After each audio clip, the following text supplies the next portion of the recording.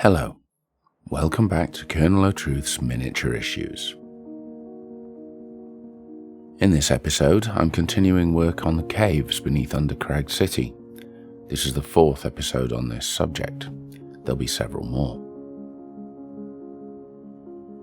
In constructing these caves, I'm working a little bit at a time from the front to the back of the board, finishing things off as I go, so that I don't get into a difficult situation with tight corners and little spaces I can't get paintbrushes into. Here I'm working on the cave wall and roof over the main archway, building it out to curve over the space below. I'm shaping small pieces of foam, just offcuts from my box of bits, putting them in place with strong PVA glue and sculpting over them with clay. This is just DAS air drying clay. It's messy work. I'm not really waiting for anything to dry, I'm just piling it all on there. The foam enables me to create the impression of bulk without using tons of clay, which would take a long time to dry. It also keeps the model quite lightweight. It may interest you to know that at the moment, Undercrag City weighs somewhere in the region of 2.5 kilograms. Really not very much. So I just keep adding clay a little bit at a time and smoothing it into place. I'm afraid my hands are going to get in the way of the camera quite a lot in this video, and there may be quite a bit of shaking and bumping of the camera. I'm working in a very small area.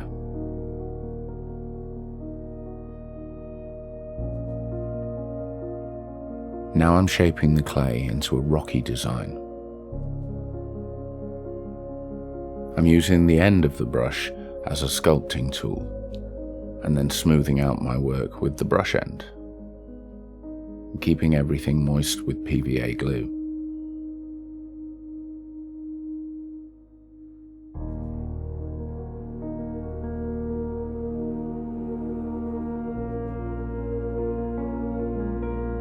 This is quite hard on the brush, but so long as you wash it immediately after working, you'll get a bit of life out of it. I do have to throw them away from time to time.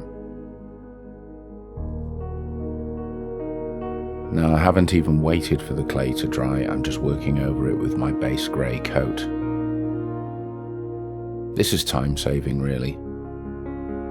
Waiting for the clay to dry first, and then waiting for paint to dry, would take quite a while, whereas doing them both at the same time doesn't really make the drying time any longer. Outside the cave wall there, you can see the path that will wind up the hillside.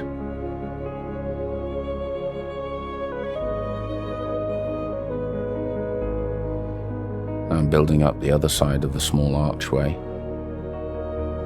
Again, these are just offcuts of card, straight out of my box of bits. And more clay.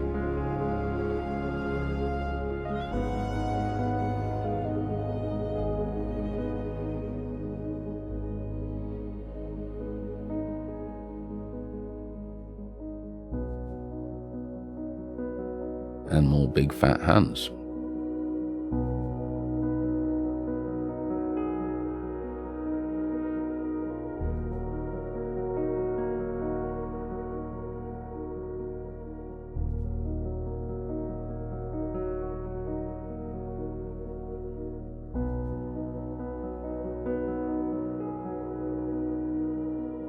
The fine line that's being formed at the top of the wall here is important. By constructing the roof in sections, each one with a relatively thin edge, everything will eventually fit together quite snugly without straight lines and angles. The overall impression should be a continuous rocky roof. Any gaps that are left, which is inevitable, I can cover over later from outside the caves, and some will be used to allow green light to wash in from above. That mysterious green glow I mentioned in previous episodes.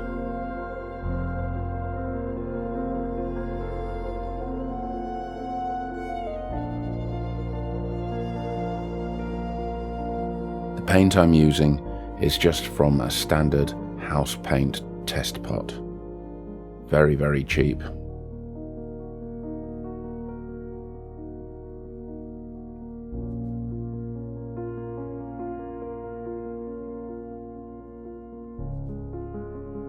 It's starting to take shape.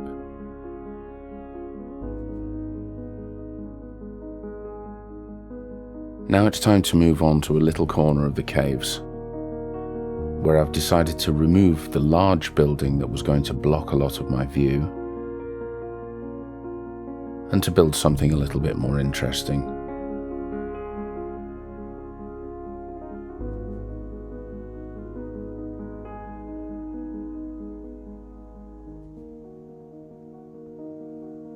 This is going to be the door to a subterranean temple, hence the statue outside.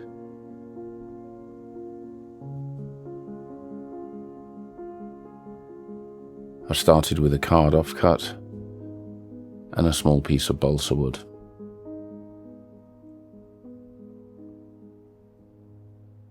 Found the center line of my shape. I'm scoring a very deep line in using a pencil, followed by finer lines. The deep line is, of course, the joining point between two doors.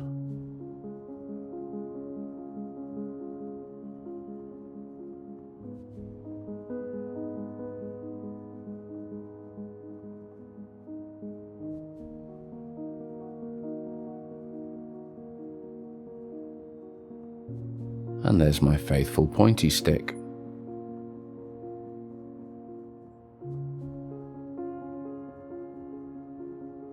Creating a frame around the doors, little strips of 1mm thick mounting board.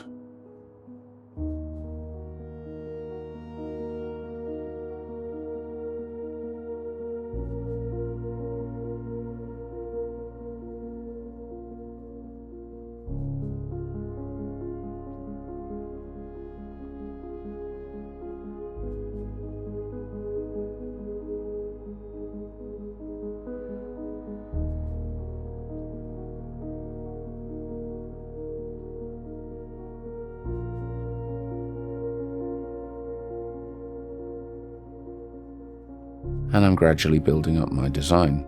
This wasn't pre-planned. I'm just seeing how it takes shape a bit at a time.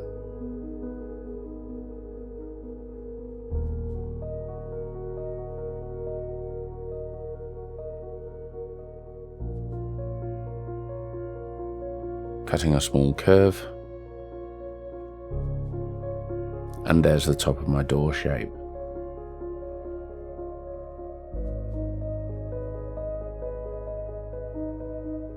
I'm building outwards, starting with the basic door shape and then the frame around it, and I can just keep going. My intention is to create depth, something a bit more interesting than just a door on a flat wall.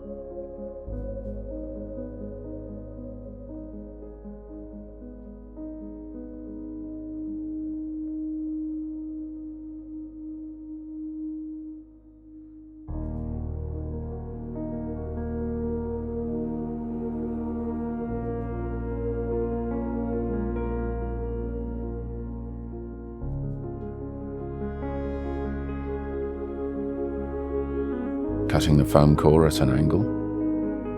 Make sure your knife's sharp for this.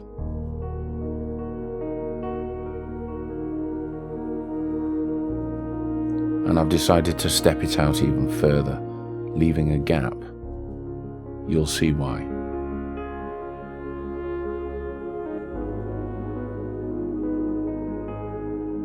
Even more tiny offcuts.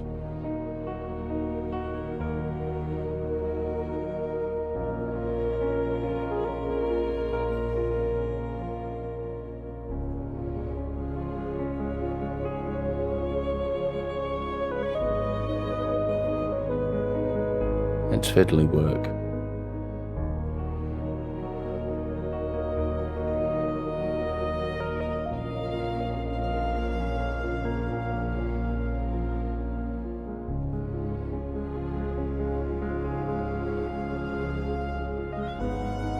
Having a good look at this. I spend a lot of time just holding pieces I'm making, looking at them from all angles, and seeing what my imagination comes up with. There's the statue by the river, and a rough staircase leading down towards the door.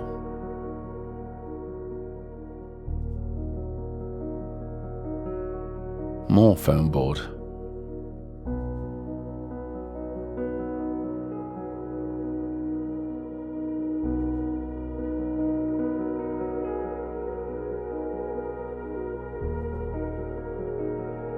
I'm building this out and out. I'm not concerned with making the piece any wider. The focus is the door. I'll sculpt it into the rest of the model later on.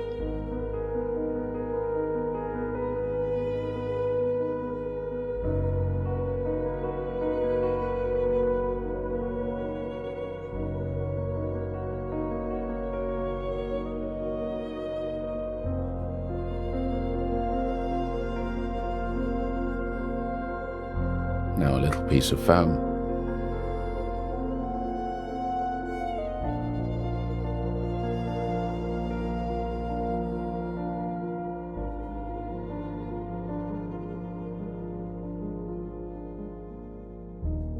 Be very careful working with knives on such a small scale. I'm getting very close to my fingertips here.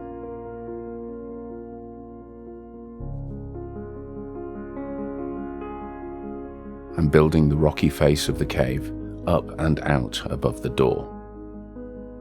I don't want flat, straight surfaces.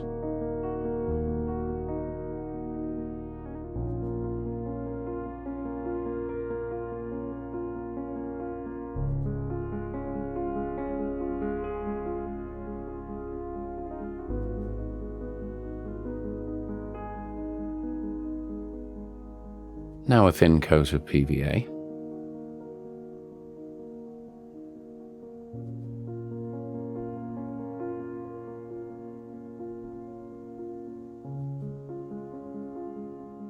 This is just over the card areas around the door itself.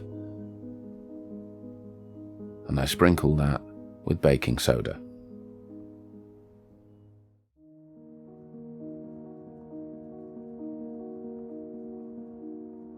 That's given me a stone texture.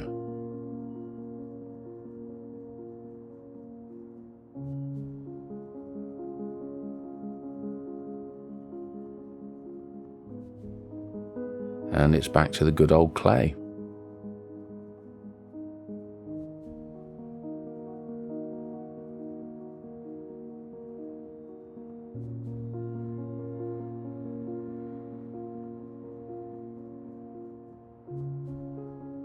Lob it on, smooth it out.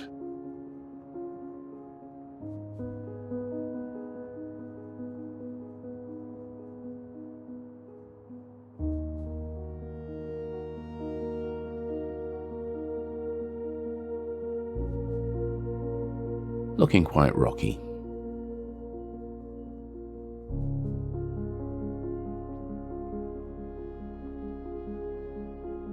And again the dark grey base coat.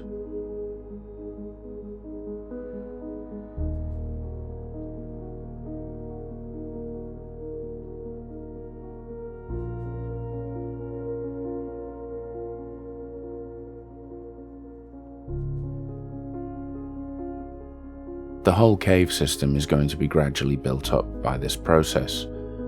I'll be creating standalone pieces that will gradually be sculpted into the whole. Everywhere you look, I want something interesting.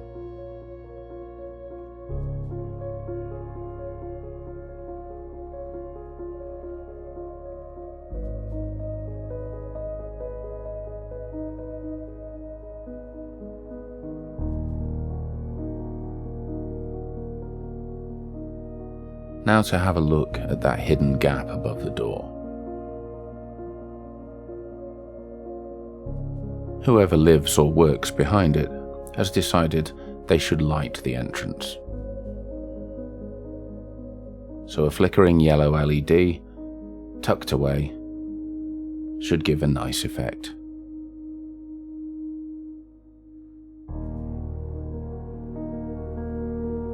That's going to look good.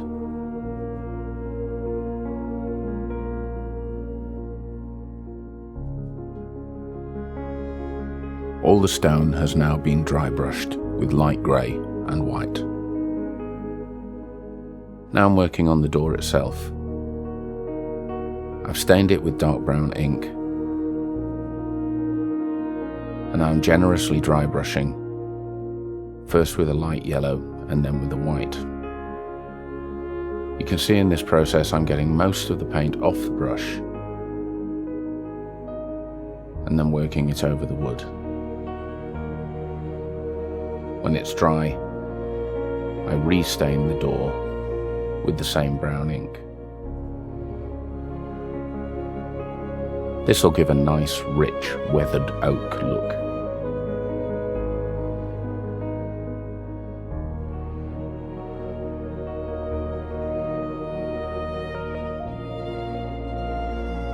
Very fine strips of thin card.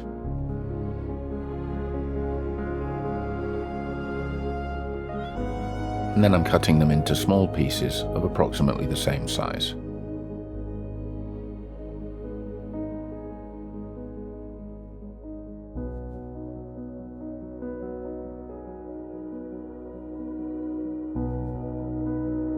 A dab of PVA on the end of my trusty pointy stick.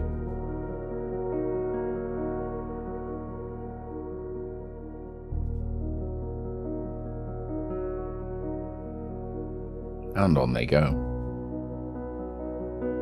It doesn't matter that there are blobs of PVA visible. I can wipe most of it off as I'm working, and the rest will dry, shrinking and becoming clear.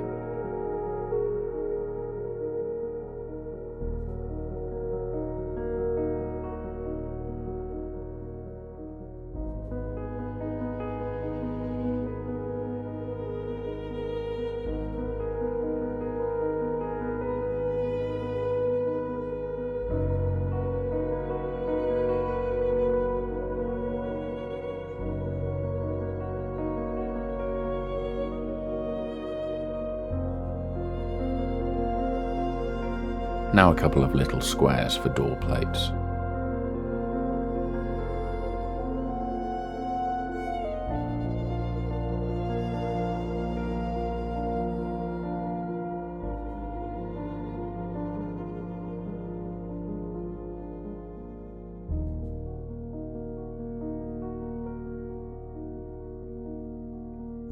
It's starting to look pretty solid.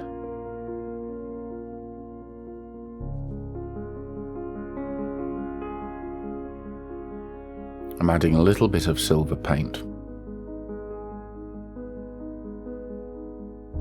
Just enough to create differing tones between black and silver.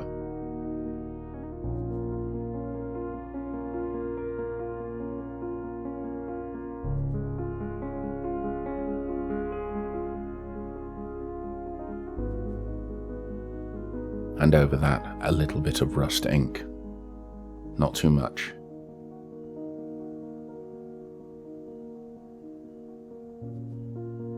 It's hard to imagine that any ironwork would stay shiny down here in the caves.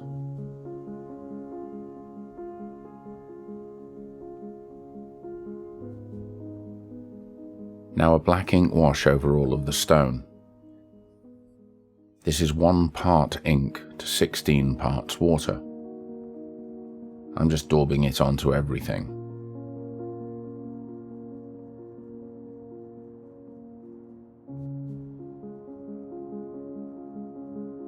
I've used this process for all of the roads and rocks and walls of Undercrag City.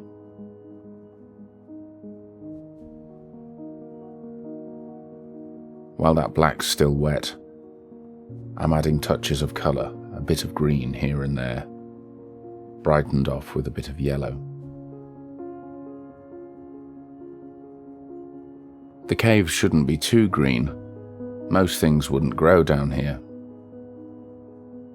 But I remember visiting a cave in Derbyshire when I was a boy, and the guide pointed out that although everything was black and we were far from the surface, around a little light bulb there was life.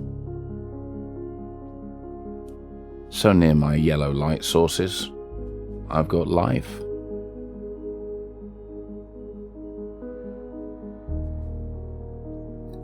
How's that for a moody temple door?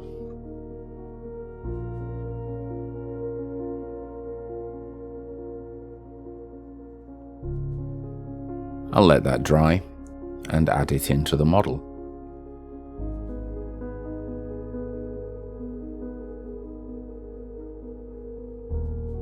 A bit of sculpting and grey paint around that area. I've really got to think about the best order to do things in. And there we are, one more little piece of the caves completed. That's it for this episode. Please feel free to comment and ask questions. And I hope to see you next time. Bye for now.